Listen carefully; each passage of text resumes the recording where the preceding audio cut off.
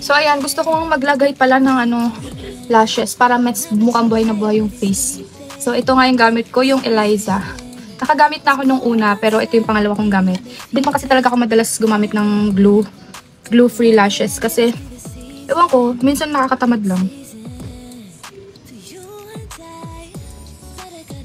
Yan, kakabit ko lang, mamaya ko ibalikan. So, ayan, nakabit ko na nga itong nasa kanan, and then ito namang nasa left side. So, ayan, nakabit na natin both. So, okay ba, mga? So, ito nga yung gamit ko, yung Eliza glue-free lashes. And then, ayan, itsura na. Medyo nagkakapapa ako sa pagkabit kasi hindi naman ako sanay magganto. Pero, ayan, medyo okay naman siya, mga miss. Alis na nga muna kami at hindi siya yung pakak na akala mo talaga lalaban ka ng pageant. Pero, ayan, ang ganda niya. Ayan. Para mas buhay na buhay ang mga fest natin. At hindi tayo mukhang antok na antok. Diba?